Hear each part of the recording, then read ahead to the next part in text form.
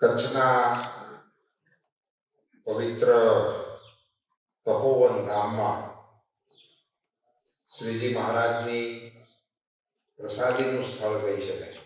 એમણે એક મહિનો સ્વામીએ કહ્યું કે અહીંયા પોતે રહ્યા હતા. એવી પાવન ભૂમિની અંદર ગાય અંગેના સંશોધન માટેના લોકો ભેગા થાય. હું તો એને અત્યારના સમયની સૌથી ઉત્તમ ઘટના તરીકે વર્ણવું. વિદ્યા ભારતીનો કાર્યક્રમ છે, એમાં મારે હાજરી આપવી જોઈએ એવો આગ્રહ હતો. વિદ્યા ભારતીનો અધિકાર બને અમારી ઉપર તો આગ્રહને બદલે લઈ આવવા માટેનો. પણ અહીંયા ગાય સાથેના સંશોધન પત્રો રજૂ થવાના છે અને એનો વ્યાપ સમગ્ર રાષ્ટ્રને તમે રાખ્યો છે અને વિદેશથી પણ એક શોધપત્ર રજૂ થયું છે.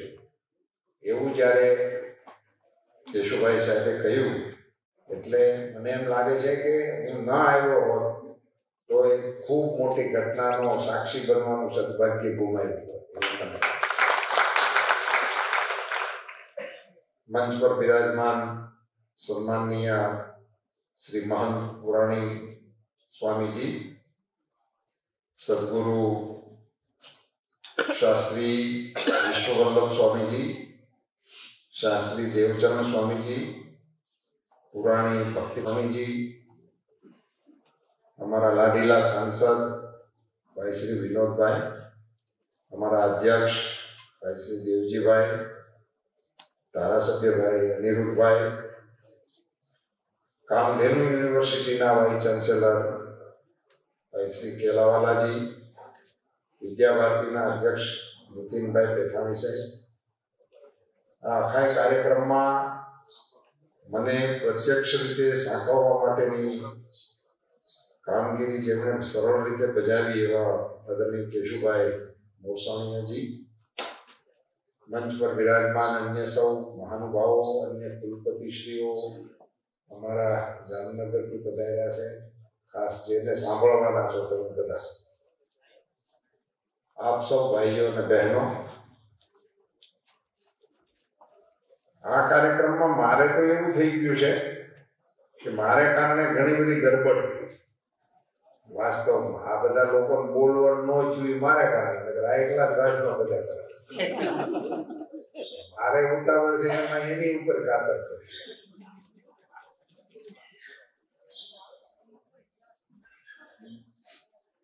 અહીંયા 2 દિવસ સુધી જે શોધ પત્રો રજૂ થશે એની ઉપર ચર્ચા થશે. અહીંયા બીજક પણ વિષય વસ્તુનું રખાશે. એવા કાર્યક્રમને ઉદ્ઘાટિત કરવાનો મને સદભાગ્ય આપવા માટે હું સૌ સંતોનો અને તપોવન ધામનો આભાર માનું છું. એમને ધન્યવાદ. ભારત સરકારનો પશુપાલન મંત્રી છું એટલે પ્રોપર કહેવાય કે આ કાર્યક્રમમાં અમારે આવવું જોઈએ. બીજું, ગઈકાલે જ હજી ધ્વજવંદનનો પ્રજાસત્તાક દિનનો કાર્યક્રમ સંપન્ન થયો છે અને આઝાદીના અમૃત મહોત્સવનું એ આપણું પહેલું ધ્વજવંદન હતું, અમૃતકાળ. અને આપને સૌને જણાવતા મને અત્યંત હર્ષ થાય છે કે જેટલા પ્રેમથી ફ્રાન્સના પ્રમુખશ્રી પધાર્યા હતા આપણા સ્વતંત્ર દિવસની ઉજવણી માટે, ગણતંત્ર દિવસની ઉજવણી માટે, એટલા જ પ્રેમથી આપણા માલધારીઓને પણ નરેન્દ્રભાઈ તેડાયા હતા. એમને સાહેબે આમંત્રણ આપીને વિમાનની ટિકિટ મોકલી અને દિલ્હીની અંદર ઉતારો આપીને એમને ગણતંત્રના મહેમાન બનાવ્યા. એટલે અહીંયા આમંત્રિત મહેમાન હતા. અને એવા 500 માલધારી કાઢને આખા દેશમાંથી 500 માછીમાર આવ્યા. અને માછીમાર એટલે કોઈ મોટા નેતાઓ હોય, કોઈ પદ ઉપર બેઠેલા હોય ને એવા નહીં, સીધા સમુદ્રમાં ફિશિંગ કરવા જતા હોય એવા સાધારણ ફિશરમેન. એવા 500 હતા. 500 સરપંચ હતા, અહીંયા જે સરપંચોનું સન્માન થયું એટલે આ ઘટના ઠેઠ ઉપરથી શરૂ થઈ ગઈ. એને બધાને આમંત્રણ હતું અને એ લોકો પણ ત્યાં હતા. આ પ્રથા પહેલી વખત ગણતંત્રની પરેડમાં આ પ્રકારના મહેમાનો, ઓફિશિયલ મહેમાનોની સાથે બેઠા હોય એવા ગણતંત્ર દિવસમાંથી હું અહીંયા આપની વચ્ચે. અને આમાં ઘણા ફેરફારો હવે થઈ રહ્યા છે અને થવાના છે. એમાં એક વાક્ય મોદી સાહેબનું જે છે મુખ્ય, જેની આસપાસ હવે સમય ચાલવાનો છે, એમ હું કહું તો એને અતિશયોક્તિ નથી. એ આપણી વિરાસતનું આપણે ગૌરવ કરવાનું છે, આપણા વારસાનું આપણે ગૌરવ કરવાનું. અને એ ગૌરવમાં આપણે ખાલી થોડોક વિચાર કરવાનો કે આપણી પાસે વારસો હતો કે નહીં, કે આપણે બધા એમને રેડે રેડા જ અહીંયા રહેતા હતા. એ જે માન્યતામાં આપણે ભૂલા પડ્યા, એ હવે દુનિયાને ખબર પડી ગઈ છે કે આ લોકો ભૂલા પડેલા, અને આપણને ખબર પડી ગઈ પણ કોઈ કહેતું નહોતું. અને આપણે એવું માનીને આવતા હતા કે આ પશ્ચિમમાંથી આવે એ જ સૂર્યોદય કહેવાય. શોધ કંઈક થવાની હોય ત્યાં જ થવી જોઈએ, આપણે ત્યાં થાય જ નહીં. આપણે વેક્સિન બનાવી કોઈ માનતું જ નહોતું ને કે ભારતમાં આવું બને નહીં, એમ એ લે ખરા બનાવી ન હોય. એટલે ઘણા સમય સુધી તો આપણે આ વેક્સિન લેવી પડે, એટલે સાહેબે લેવી પડી તઈ મહિને,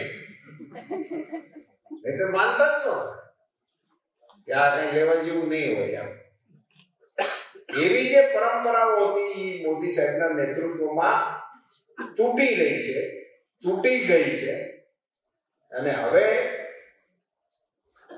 આ સદી છે એ ભારતની સદી છે એમ દુનિયા સ્વીકારવા માંડી છે. અને એના ઘણા બધા ઉદાહરણો આપણે આપી શકીએ. લાંબો મારી પાસે સમય નથી એટલે બહુ વિશે તેમાં હું નહીં જઈ શકું. પણ યોગ દિવસ આજે આખી દુનિયા મનાવે છે. આજે આપણી કરતા વિશ્વમાં યોગની મહત્તા વધી ગઈ છે, કારણ કે એને સમજાઈ ગયું આ કરવા જેવું છે. પણ વિશ્વએ સ્વીકાર્યું. વાત આપણી હતી. યોગ કઈ હમણાંથી શરૂ થયો નતો. મોદી સાહેબ ત્યાર પહેલા કે યોગ હતો એવું કશું હતું નહીં. એ તો આપણી પ્રાચીનતમ વિદ્યાઓ પૈકીની એક વિદ્યા હતી. પણ મોદી સાહેબે એને પ્રસ્થાપિત કરવા માટેનું કામ કરી શક્યા અને સફળતા મળી. આપણું કન્ટેન્ટ એવું છે, મારે કહેવું છે આ ખાલી વાત થકી એટલું, આપણી પાસે કન્ટેન્ટ એવું છે, એટલું મજબૂત છે, દુનિયા તરત સ્વીકારે એવું છે. પણ આપણે ખોખારો મારીને બોલી જ નહોતા. મોદી સાહેબે બાજરાનું માર્કેટિંગ ન કરી દીધું. આપણે તો જાડું ધાન કહેતા. અને એ ગતે તો એવી માન્યતા સુધી પહોંચાડી દીધા હતા કે જાહેર બાજરાના રોટલા ખાઈ ગરીબ માણસો ખાય. આપણે તો બંસી ઘઉં જોઈએ, ઓલા ધંધુકા બાજુ થાય ઈ ઘઉં મગાવે, વરસાદના પાણી થાય વાલના વાલિયા ઘઉં ખવાય. એમ આપણે જાહેર બાજરો ન ખવાય. આપણે જ્યાં કઈ થાતું જ નહોતું ઈને ભૂલી ગયા. આપણે ત્યાં ઘઉં થાતા જ નહોતા. આપણે તો હતા જ જાહેર બાજરાના માણસ. ને આપણો આખો જે તમારો કાર્યક્રમ છે ને એનું તો કેન્દ્ર બિંદુ જ આપણે એવું આપવાની આવશ્યકતા છે કે બેઝિક આપણી જીવન પદ્ધતિ જે હતી એ હતી જ. આપણું વાવેતર જ જાહેર બાજરો તો મારી સાંભળેલું નથી હતું. મને સાંભળે એમ માંડવી આવી છે પહેલી વહેલી. કોમર્શિયલ ક્રોપ પહેલો વહેલો આપણે ત્યાં માંડવીમાં આવ્યો. કપાસ તો હું મંત્રી થયો તીકડે ત્યાં સુધી તો આપણે પેલા દેશી આપણું કાલકુકું ઝીંડવા વાળો કાલા કપા વાળો, પછી બીટી આવ્યું એમાં આપણે કપાસને રવાડે છે. ત્યાર પેલા તો આ જ હતું ને એ હતું. એની કેટલી સુંદર વ્યવસ્થા હતી. એમ જાહેર બાજરો કેવી રીતે હતા અને એનો ઉપયોગ કેવો હતો. ઉપરનો ભાગ આપણો, હેઠેનો ભાગ આપણા પશુઓ, બેયનું હાલ્યા રાખતું. કાંઈ અગવડ પડતી નહોતી. લહેરથી હાલતું હતું ને એનું ભરાઈ જતું. હું આજ સવારે વહેલો ઉઠ્યો અહીં નીકળવા માટે 4 વાગ્યામાં જઈ ગયો. તેની પહેલા પ્રભાતીઓ સાંભળતો હતો. એમાં નારાયણ સ્વામીનો પ્રભાતી સાંભળો. ધન્યવાદ થઈ ગયા. સવારમાં એવી તો મોજ આવી મને. હું અહીં કહું છું સ્વામીજીને કે મગાવી અને પ્રભાતીઓ આ સેમિનાર શરૂ થાય એમાં ગમે એક વખત આખું બગાડ. ગાય દિયો ને લાલા, સરસ મજાનું પ્રોગ્રામ છે નારાયણ સ્વામી. ગોપાલલાલ, ગાય દિયો ને ગોપાલલાલ, એમાં માંગણી કરી છે ગાય દિયો ને ગોપાલલાલ. કેવી ગાય માગે? એવી ગાય દિયો કે વાંસળીએ વ્યાય રે, ગાય દિયો ને ગોપાલલાલ. આપણા પ્રભાતિયામાં હતી, આપણે ગોતવા આવે નીકળ્યા. તો કચ્છનો પ્રદેશ એટલે અહીં તો તમારું નવું વર્ષ એ બીજથી શરૂ થાય. અષાઢી બીજ એ આપણું નવું વર્ષ કચ્છ માટે ગણાય. અને બીજને દિવસે બે હાથ જોડીને અમારી માતાઓ બીજ પાસે માંગતી હતી શું? બીજ બીજ માવડી, ચૂલે તાવડી, બે ગોધા એક ગાવડી.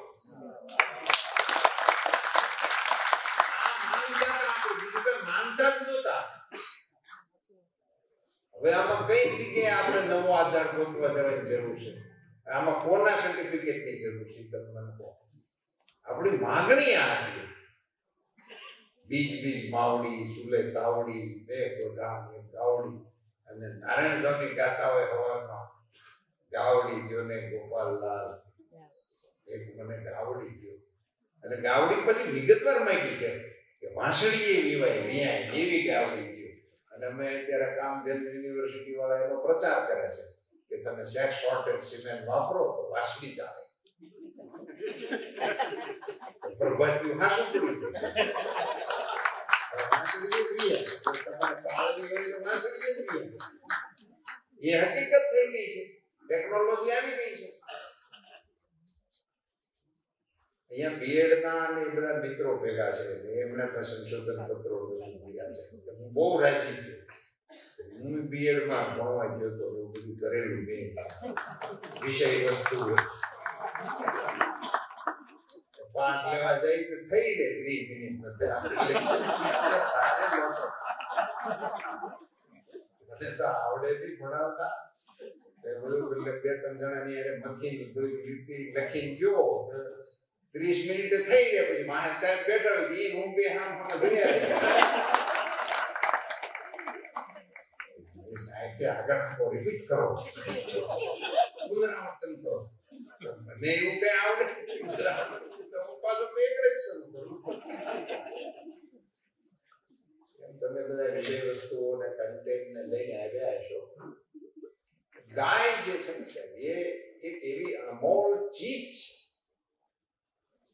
તો અહીંયા શોધ સત્ર છે એ જાણીને જ અત્યંત રાજી થયું કે અમે કમસે કમ, હું તો આ અમૃત કાળની શરૂઆતના શુકન ગણાવું છું આ કાર્યક્રમ. પત્રકાર મિત્રોને કે મારા નામે લખજો કે આ કાર્યક્રમ એ અમૃત કાળને સામા મળેલા સારામાં સારા શુકન તરીકે આ કાર્યક્રમ. કોઈ સારો વિચાર વાવીએ ને તો એમાંથી શું થાય એનું ઉત્તમ ઉદાહરણ છે. હું 88માં જિલ્લા ભાજપનો પ્રમુખ હતો અને એ વખતની રાજનીતિનું એક નાનકડું ઉદાહરણ દઉં તો હું જિલ્લાની મીટિંગ ચાવડા સાહેબ કરતો અમરેલીમાં.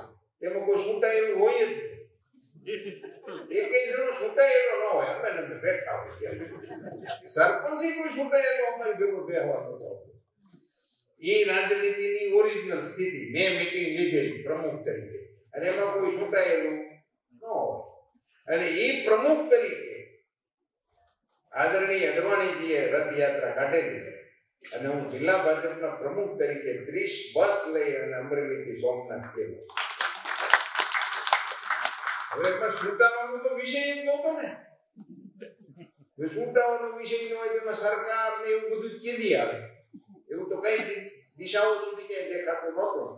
પણ ત્યાંથી નીકળેલી રથયાત્રામાં અનાયાસે લગાવેલા નારા, મંદિર હમ બનાએંગે, રામ લલા આएंगे, મંદિર વहीं બનાएंगे, 22/1/2024. વિચારમાં આટલી તાકાત હોય છે, એને જો સાચી રીતે સેવવામાં આવે તો થઈ જાય. એટલે એક જ નાનો વિચાર મારા મગજમાં અથડાણા રાખે છે. યોગ્ય જગ્યા છે, તપોવન ધામ છે, સંતોનું સાનિધ્ય છે, શોધ કરવા વાળા લોકો બેઠા છે અને શોધના કેન્દ્રમાં ગાય માતા છે. એવું વાતાવરણ આવે ને અમારા મગજમાં વથડાના રાખે એ વિશે હું ન મૂકું તો પછી મને એમ પોતાને લાગ્યા રાખે હું ક્યાંક ભૂલી એટલે એટલો વિષય મૂકી દઉં. આપણે ગાયને માતાજી માનીએ છીએ, 33 કરોડ દેવતાનો એમાં વાસ છે એવું બધું આપણે કહીએ છીએ. રામાવતારનું એક કારણ પણ ગાય માતાને કહેવામાં આવે છે. ગાય માતાના સ્વરૂપે પૃથ્વી બ્રહ્માજી પાસે ગયા હતા, માંગણી કરી હતી કે મારી ઉપર બહુ ભાર વધી ગયો છે, કંઈક કરો વ્યવસ્થા. એવી ગાય માતાના અંદરની એક રચના જે છે, જેને આપણે ગૌમૂત્ર કહીએ છીએ, ગોબર કહીએ છીએ, મળ અને મૂત્ર એ કોઈના પવિત્ર ના હોય. અને નીચે અંડરલાઈન એ શબ્દ જ એવા છે, પછી એનું વર્ણન કરવાની કઈ જરૂર જ નહીં. મળ શબ્દ લાગે એટલે એ અપવિત્રતાનો દ્યોતક શબ્દ જ છે. ભાષાની દૃષ્ટિથી પછી એનું સમજાવવાની જરૂર નહીં. મળ અને મૂત્ર બે ઉત્સર્ગ થયા પછીની વસ્તુઓ છે એટલે એ અપવિત્ર જ હોય, નકામી જ હોય. એની વિશે કઈ વર્ણન કરવાની આવશ્યકતા નહીં. અને કોઈએ દાવો નથી કર્યો કે અમારા મળ મૂત્ર પવિત્ર હોય. મોટી મોટી ડિસિપ્લિન વાળા ઘણા બધા એના વાળ પૂજાવે છે, ટાલ પૂજાવે, ઘણું બધું પૂજવા વાળા બધા મળે છે, પણ આવી કોઈ હિંમત નથી કરી. કોઈ નથી કરી, કારણ કે બધું વખાણ બધા ખૂબ કરાવે છે. આ બધા ક્ષેત્રોમાં આપણે જાણકાર છે, પણ અહીંયા મારે એનો ઉલ્લેખ નથી કરવો. પણ સરાચર સૃષ્ટિના વિશ્રામભાઈ રામ એક સર્જન મારા નાથે એવું કર્યું છે, એ આપણી દેશી ગાય. ગાય માતાના મળ અને મૂત્ર પવિત્ર છે. આ માન્યતા તો આપણે ત્યાં આરૂઢ થઈ. હવે મળ અને મૂત્ર જો પવિત્ર હોય તો એ તો વિચાર કે માંગી લેવો વિષય છે. તો એના શારીરિક બંધારણની અંદર કોઈ એવી વ્યવસ્થા હોવી જોઈએ જે અન્ય પ્રાણીઓથી એને જુદું પાડે. નહીંતર તો આ સંભવ જ નથી. અને આપણી તો બધી ધાર્મિક પ્રવૃત્તિની અંદર આપણે એનું લીપણ કરી શકીએ છીએ. આપણે કાંઈ આગળ આ જગ્યાને પવિત્ર કરવી હોય તો માર્બલથી ન થાય. એની ઉપર ગાયને ગોબરનો ચોખ્ખો લગાડી દો એટલે આ પવિત્ર થઈ જાય. હજી આપણે હશે પ્રક્રિયામાં બધા ફેરફારો સમય જતા ઘણા થઈ જાય. નહીંતર આપણને મૃત્યુ પછી નવરાવ્યા પછી ગાયનું લીપણ કરેલું હોય એની ઉપર સુવડાવવામાં આવે છે. હજી સુવડાવવામાં આવે તો પછી શું થાય? આપણે જોરથી એટલા માટે નથી બોલી શકતા. વાહ વળ્યો છે ને એ ગમે એમ કરી નાખે છે બધા. અને રિવાજોને તોડવા એને ફોરવર્ડ ગણવામાં. ઈ એક જે ભૂત ગરી ગયું છે ને આપણામાં, એની દવા તાત્કાલિક જરૂરી છે. અને શાસ્ત્રો અને વિજ્ઞાન એ બંને સાથે સાથે ચાલે છે એમ આપણે કહેવું પડે છે. આપણે જે એટલું ખોખારો બંને નથી કહી શકતા કે અમારા શાસ્ત્રો છે એ શુદ્ધ વિજ્ઞાન છે, એ અમારા ઋષિ મુનિઓએ લખેલી નોંધો છે. એની લખવાની પદ્ધતિ આ હતી. એ વખતે એવી પદ્ધતિ છે એટલે એ લોકો એવી રીતે લખી છે. જે સિસ્ટમ હોય એટલા માટે એવી રીતે લખ્યું. તુલસીદાસજીએ રામાયણ લખી તો શું એને આપણને હિસ્ટ્રી આપવા માટે લખી કે અયોધ્યામાં એક રાજા હતા, એમ 3 રાણી હતી અને એટલા છોકરા હતા, એની બાજુ નવો ગઢ હતો, એવું કેવા હાટું લખ્યું હોય? એને માનવ જાતને ઉપદેશ આપવા માટેના સૂત્રો આપવા હતા. એટલે કથા વસ્તુ તરીકે એમણે અયોધ્યાની કથાને પસંદ કરી છે, પણ એને તો જીવનના સૂત્રો આપવા માટે લખી છે.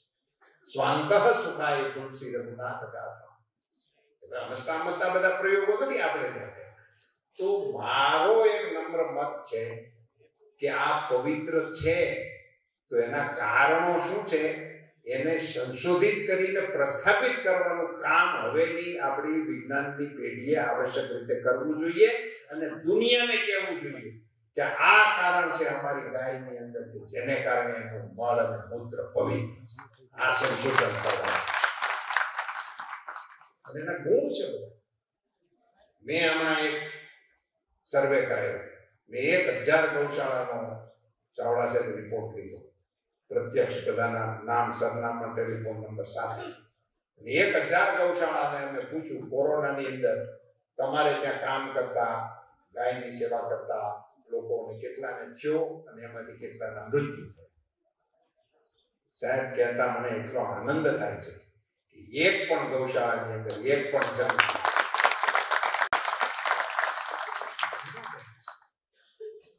તો હવે આપણે તો દુનિયાને તો આ બધું આપણે બેઝિકલી શું થઈ ગયું છે કે આપણી જે કેટલીક ચીજો હતી ને એને આપણે બહુ દબાતા સ્વરે ભૂલી છે અને એને કારણે આપણી રૂઢિઓ છે ને અંધશ્રદ્ધા છે, મિથ છે, એમ કહીને આપણું બધું તોડી મરોડી દીધું અને એને કારણે બેઝિક કેટલીક આપણી જે તાકાત હતી, આપણી તો સંસ્કૃતિ જ ગોપ સંસ્કૃતિ હતી.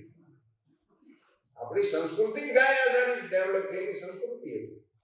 આપણે ત્યાં પશુપાલન અને ખેતી એ બે એકબીજા સાથે સંકળાયેલી ચીજો હતી. બે જુદી હતી જ નહીં, બે ભેગી જ હતી અને અત્યંત ખેડાયેલું હતું. તમે સમજી લો, સાહિત્યની અંદર પણ શિષ્ટ સાહિત્ય ને એ બધું મહેનત કરો ત્યારે આવે, પણ મહેનત કરવા કરતા જીવન પદ્ધતિઓમાં જે જીવાતું હોય ને એ લોકગીતોમાં એની કરતા મારો મત છે કે એક ઇંચ આગળનું તત્વ છે.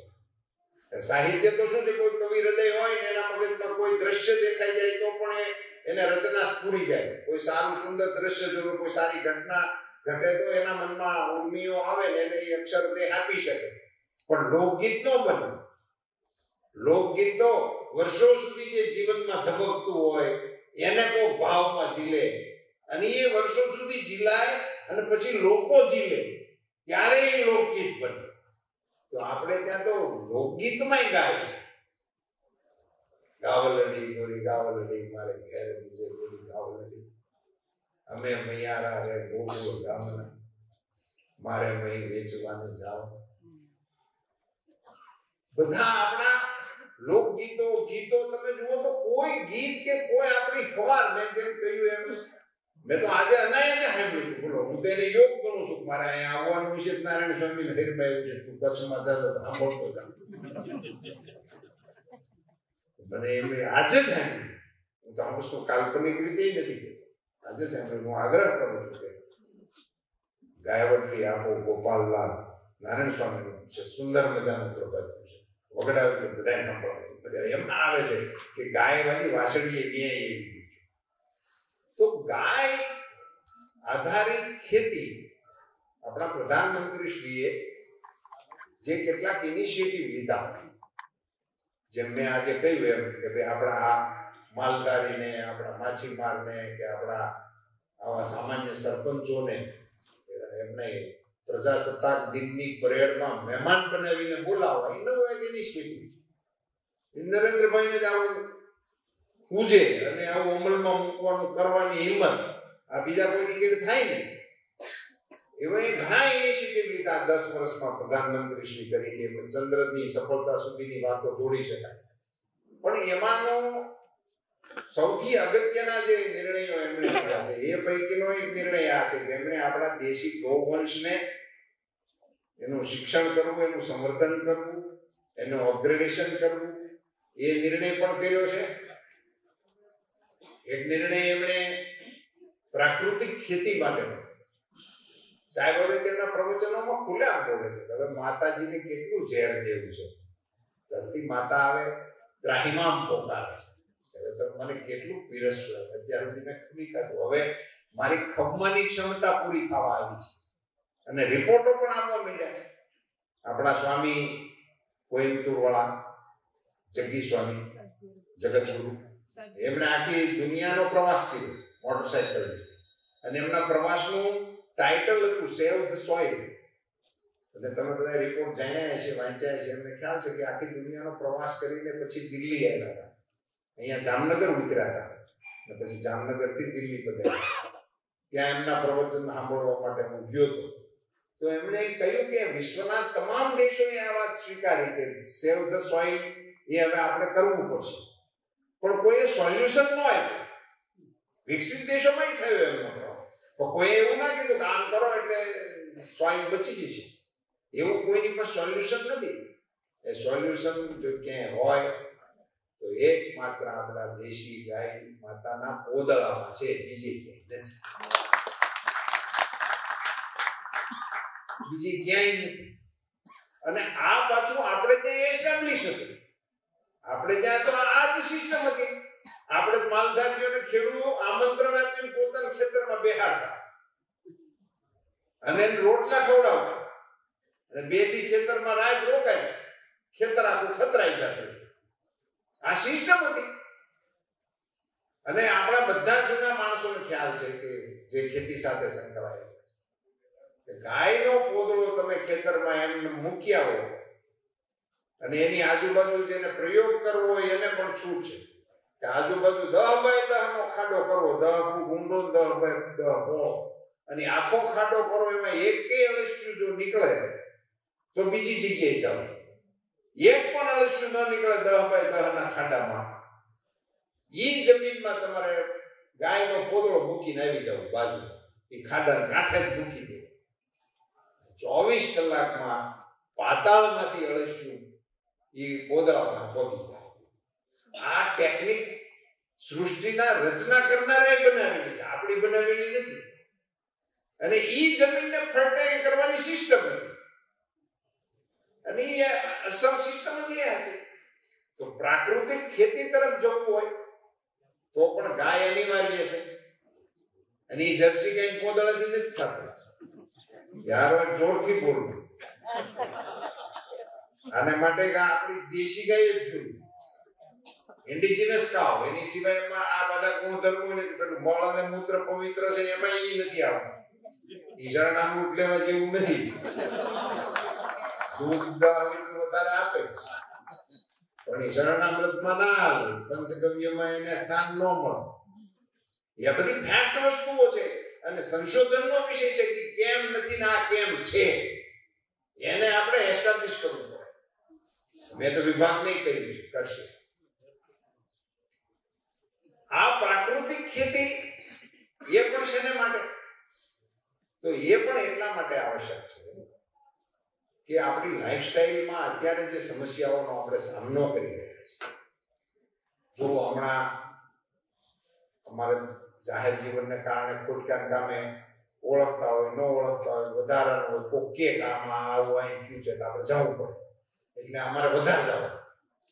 તો 10 માંથી 8 હાર્ટ એટેકના કેસ આવશે. 10 માંથી 8. કઈ જ ન હોય, રાત્રે સુતા તો સવારે ઉઠ્યા નહીં, બેઠા હતા વાત કરતા હતા ને ગયા. ઉંમરનું કઈ લેવા દેવા નથી, બોડીની એને કઈ લેવા દેવા નથી. જાડા હોય તો જ આવે, પાતળા હોય તો આવે, એવું કશું નથી. બાળકોથી લઈને બધા જ ક્ષેત્રમાં. તો એ નવો કોન્સેપ્ટ ક્યાંથી?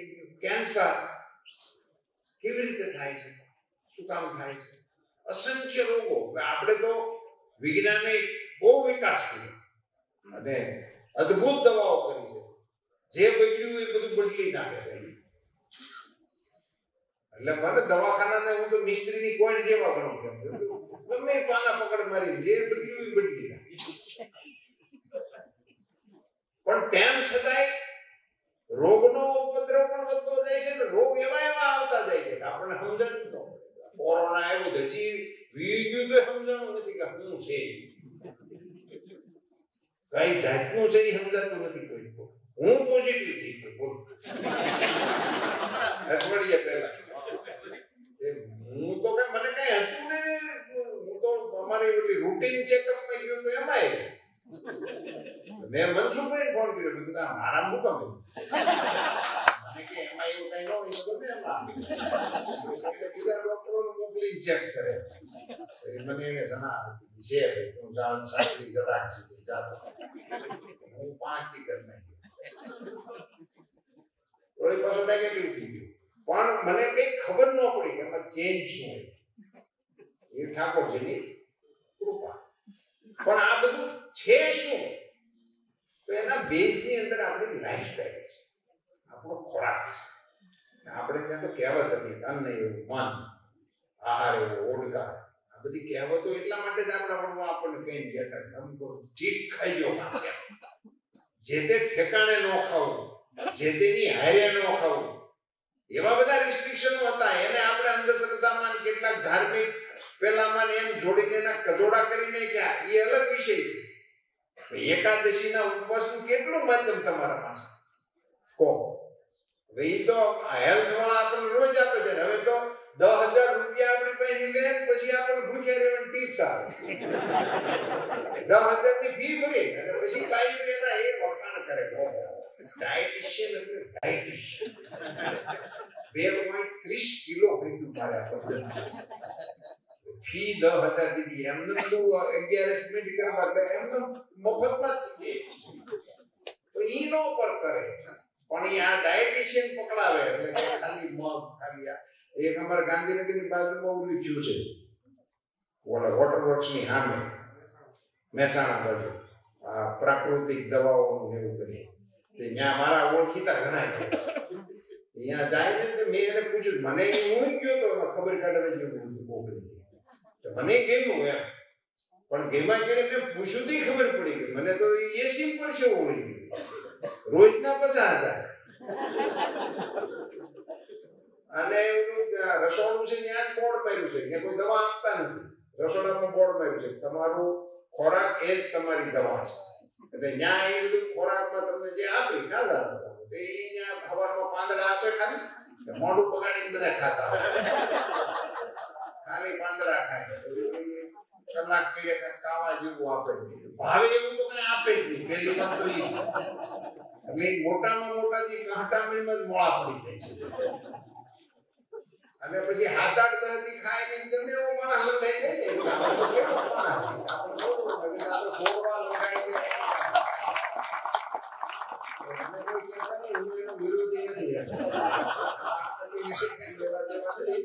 પણ આ આપણી લાઈફસ્ટાઈલ સમજાવવા માટેનો વિષય મારા મગજમાં હોય છે. સવારમાં તમે જો તમે મહાનગરોમાં રહી ત્યાં બધી મહિલાઓ જોગિંગ કરવાની જોગિંગ કરીને ઘેરે જઈને ખુરશીએ બેસીને પાણી પીતા વોટર પ્લીઝ તું હાલવાનો ગઈ હોત ને પાણી પી આંડો ભરીને તે ઘડો પીર્યો હોત ને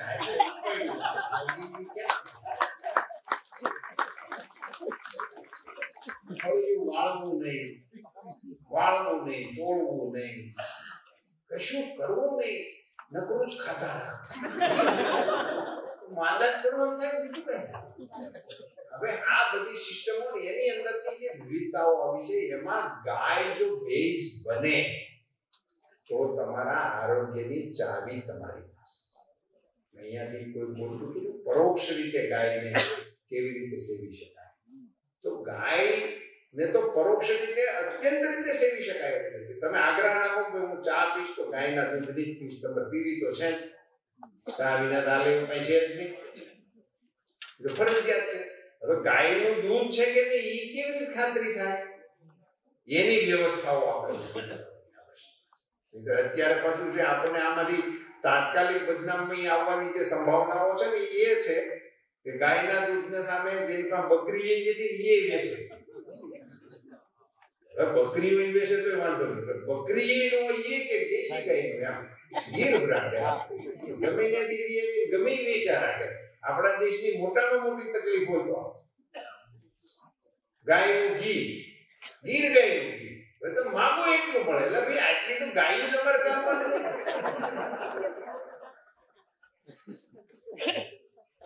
હું એક વખત પુરવઠા વિભાગની એક મીટિંગમાં જઈ શકું રાજ્યના કામ રાજ્યનું કરતો ત્યારે તો તેલના સ્ટોક અંગેની વાત હતી. એ સમય હવે ગયો ગયો નકર એ સમય એવો હતો તેલની ઉપર રામાયણ થઈ જાય ને એમની સરકારને આંચકા લાગી જતા હતા એવો સમય એટલે એની સમીક્ષા હાલતી હતી.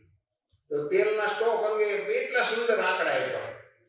હું ધારાસભ્ય હતો તો પછી મેં મીટિંગ પૂરી થવા આવી ત્યારે મેં કીધું ભીલા મેં ઓળા જ નથી ખાતા તો તેલ ક્યાંથી અને ક્યાં કઈ આવે છે તો એ કઈ સમજ્યા જ નહીં. અધિકારીઓને સમજણ ન પડે મેં ઓળા નથી ખાતા તેલ હું લેવા દેવા એ કઈ જે હોય આખું કહું ને મેં કીધું મેં ઓળા નથી ખાતા એનો અર્થ એ થાય કે અમારી સીમમાં માંડવી જ નથી થઈ. નકર મેં કીધું અમારા ખેતરમાં ન થઈ હોય ને અમારે 4 ગામની સીમમાં ગમે ત્યાં થાય એની અમે ખાઈએ એટલે થઈ અમારે હોતરી પડે. એટલે આખી સીમમાં ક્યાંય માંડવી નથી થાય તેલ કેવું એટલું બધું ઉભરાય છે. પછી ખબર પડી કે વિદેશનું જે તેલ આવે છે કેવું તેલ પામોલિન નું બીજું એક આવતું વેરાયટી આવતું ક ઉપરથી એક નામ આવતું હા કાંઈ તમારે કંડલા દૂધ હા અને એ બધું તેલ પછી સિંગ તેલના નામે બેસે લાખો ટન આજે પામોલિન આવે છે લાખો ટન ક ઉપરથી નામ એકદમ સરસ નામ આવતું તેલનું ભૂલી ગયું તેલનો એ આંકડા પણ એની પાસે હતા કે આટલું આ તેલ આટલા લાખ ટન આવ્યું મેં કીધું આનું તમે મને 1 કિલોનું એક રિટેલ બિલ મગાવી દો એટલે મારે કાંઈ તમને પ્રશ્નો કરવા નથી એનું 1 કિલોમાં અહીંયા 2 લાખ ટન નું રેકોર્ડ છે પણ એના રિટેલનો કોઈ રેકોર્ડ જ નથી એટલે એ બધું સિંગતેલના નામે જ વેચે આ આપણી તકલીફ છે ગાયના દૂધ અને ઘી અંગે પણ આ જ સમસ્યા છે ગોપાલકોએ આની પ્રતિષ્ઠા વધારવા માટે શું કરવું જોઈએ કેવી રીતની કાર્યવાહી કરવી જોઈએ એ દિશામાં આપણે પ્રયાસો કરવાની આવશ્યકતા છે અસરકારક છે અક્ષીર છે ગાયને દૂધ ખાતા ને એટલે એ છોકરાઓનું નામ દૂધમલિયા કહેવાય ખાતા હતા ગાયનું દૂધ એટલે અત્યારે તો કે ગાલ લાલ કરાવવા હાટું ફેસ કરે શું કરાવે ફેશિયલ માણસની દુકાને બેઠો તો ત્યાં ચોપડી બેઠો તો છોકરો જોવાનો મને એમ કે ખીલ ટપોડીએ જ આવે આનંદ થોડું વૈદું કરે મેં એમ પૂછ્યું કે હું છું તો કે કઈ જીવ નથી તો ફેશિયલ કરે એટલે એને પૂછ્યું કે હું કામ કરે તો કે લગ્ન છે મેં કીધું ફેશિયલ નહીં પૂછું તો ગાલ લાલ થાય મેં કીધું કે તું જાણું છે છોકરાને પૂછ્યું તો કે ના એ બધા હવે તો કેવો સમય આવી ગયો કે અમે સોથે મળે એ પૂછ્યું પૂછાણું છે એને મને જવાબ શું દીધો સોથે મને ના ન પડી અમારે પૂછાણું નથી મારે પૂછી જવું સોથે મળે બેંક ટેકનિકલ જમાનો એવો આવ્યો મેં એને સમજાવ્યો મેં કીધું આવું આ શોર પડવાથી ગાલ ન થાય ઘણી દિશામાં કોઈ કેમિકલ ઇફેક્ટ ત્યાં સુધી રહે બાને કહેજે ગાય કે ભેંસ પાળે અને બોગરું લઈ તું ખાવા બેઠો તે તારી પાસે બહેન 2 વખત તાંબળી ભરી દે તો ગાલ લાલ થાય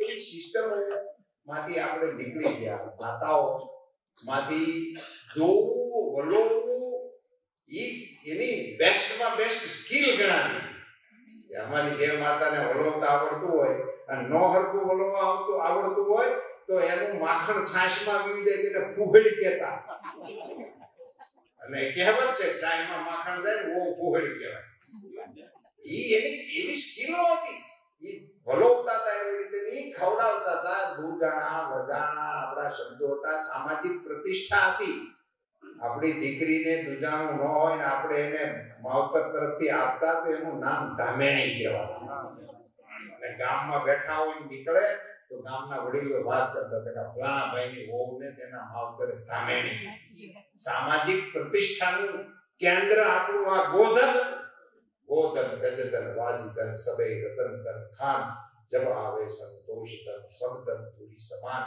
આ દેશમાં ધનનો શબ્દનો પ્રયોગ સૌથી પહેલો વહેલો ગોધનથી થતો હતો આથી એની પછી આવતા જેને આપણે બહુ કિંમતી ગણી તો રાજા મહારાજાઓ રાખી શકે અને ગાદીપતિઓ રાખી શકે બીજા કોઈ હાથી તો રાખી શકે ને તો એને નતો પહેલો નંબર આવ્યો ગોધન પછી ગજધન પછી વાજીધન ઘોડા એની પછી આવતા હતા એ ગોધન હતું એ આપણા દેશની સંસ્કૃતિ હતી એના આપણે વારસદારો છીએ પુનશ્ચ પ્રધાનમંત્રી શ્રી દેશને જે દિશા આપી રહ્યા છે એમાં આત્મનિર્ભરતા પ્રાકૃતિક ખેતી વિશ્વને હવે આ બધી સમજણ પડી ગઈ છે હું ખાવું હું ન ખાવું આપણી કરતા દુનિયા જાજી સમજી ગઈ છે આખી દુનિયામાંથી ઓર્ગેનિક ફૂડની ડિમાન્ડ વધી ગઈ છે ઓર્ગેનિક ફૂડ એટલે શું એ ઓર્ગેનિક ખેતી થવી પડે ઓર્ગેનિક ખેતી હેનેથી થાય એ ગાય માતા વાળી વિષય આવે તો જ થાય એટલે ફરીથી ગાય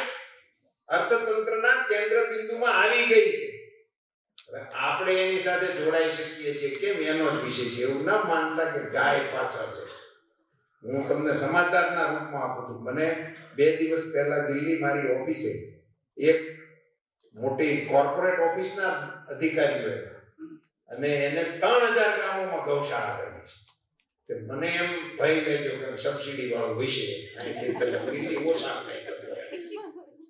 મેં બધું ત્રાણું બાંગું પૂછીને એને પૂછ્યું કે આમાં અમારું શું કામ છે કોને તો એ કે સાહેબ તમારે કઈ સબસિડી નથી જોતી લોને નથી જોતી પણ અમને ટેકનિકલ ગાઈડન્સ તમારા તરફથી હરખું મળે તમે ભૂલા ન પડી એટલા હાટું તમારે દિશા પકડાઈ જ ગઈ છે આપણે જોડાઈ ન જોડાઈ માતાજી તો એનો રસ્તો કરી જ લેવાની છે અને એની વગર દુનિયાને હાલવાનું નથી. હવે આપણે વિચારવાનું છે કે આપણા દૈનંદિન જીવનમાં ગો અને ગો આધારિત વસ્તુઓ એનો ઉપયોગ કેવી રીતે વધે, એનું મહત્વ આપણે કેવી રીતે પ્રસ્થાપિત કરી શકીએ, એના પ્રયોગોને આપણે રજીસ્ટર કેવી રીતે કરી શકીએ, આ બધી બાબતો અને એના ગુણો, ખાસ કરીને ગૌમૂત્ર અને ગોબરના જે ગુણો છે એને વધુમાં વધુ એસ્ટાબ્લિશ કરવા માટેના પ્રયાસો કરવાની આવશ્યકતા છે.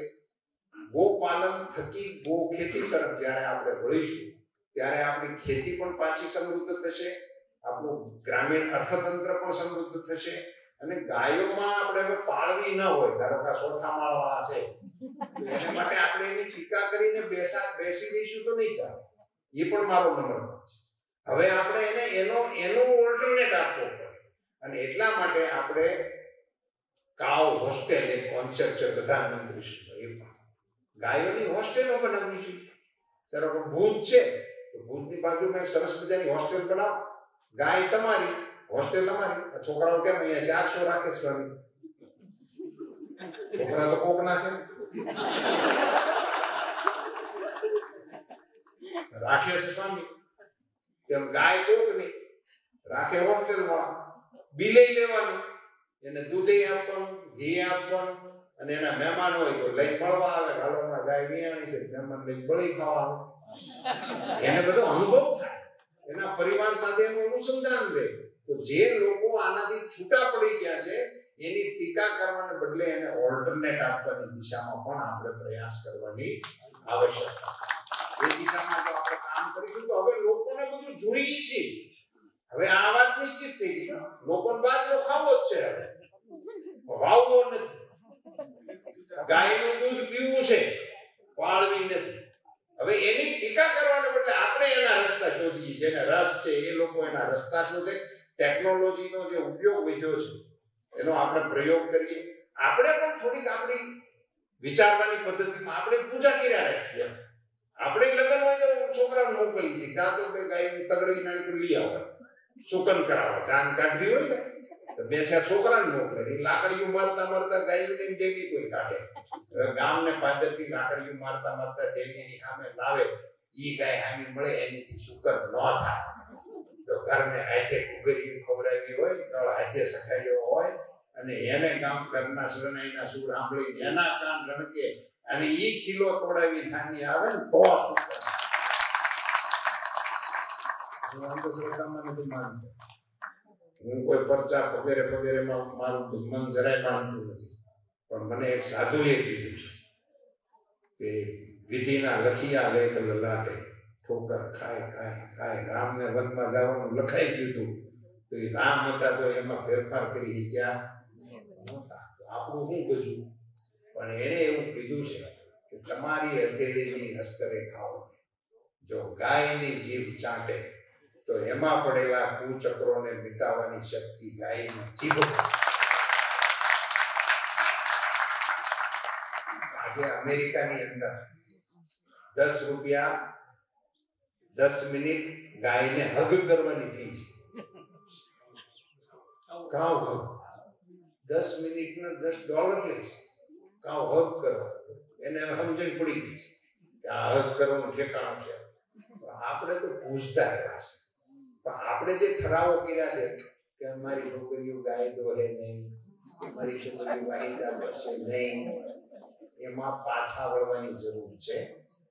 એ અપ્રિય અને અણગમતો વિષય નથી, એ તમારા અને તમારી ભાવિ પેઢીના ઉદ્ધારનું કેન્દ્ર છે. વિકસિત ભારત મોદી સાહેબ બનાવી જ દેવાના છે.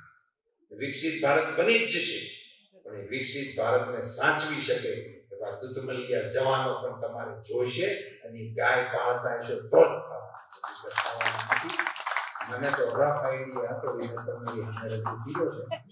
મોદી સાહેબની સરકારે આ દેશના સમગ્ર પશુધનને વેક્સિનેશન કરવાનો ભારત સરકારને ખર્ચે નિર્ણય કરીને 13,000 કરોડ રૂપિયાનું બજેટ આપ્યું છે. આખા એ દેશના પશુધનની સારવાર કરવા માટે મોબાઈલ વેટરનરી યુનિટ આખા દેશમાં ગમે તે પક્ષની સરકારો હોય એ જેટલી માગે એટલી આપવા માટેનો નિર્ણય કરેલો છે. મોબાઈલ વેટરનરી યુનિટ હોય 100% અમે ભારત સરકારના ખર્ચે આપીએ છીએ અને એને ચલાવવા માટે ડ્રાઈવર, ડોક્ટર, ડીઝલ, આ બધા નિર્ણયો મોદી સાહેબે આ દેશના પશુધન માટે કરેલા છે. પશુપાલકોને કિસાન ક્રેડિટ કાર્ડ મળે એ પ્રકારે ખેડૂતોને મળે છે એ જ ધોરણે પશુપાલકોને આપવા માટેનો પણ નિર્ણય કરેલો છે. આ બધા નિર્ણયો આ દેશના પશુપાલનને અને ગોપાલનને વધારવા માટે ભારત સરકારે કરેલા નિર્ણયો છે. અમે એના વાહક તરીકે નીચે સુધી પહોંચાડવાનો પ્રયાસ કરીએ છીએ. તપોવન સંસ્થાના સંતોએ ગાય આધારિત સેમિનાર આ સંસ્થાની અંદર કરીને સંસ્થાની દિવ્યતામાં વધારો કરવા માટેનો પ્રયાસ કર્યો. સાંપ્રત સમયના અતિ જરૂરી વિષયને એડ્રેસ કરવા માટેનો પ્રયાસ કર્યો છે. એ માટે ભારત સરકારના પશુપાલન મંત્રી તરીકે અધિકારપૂર્વક અભિનંદન આપી મારી વાત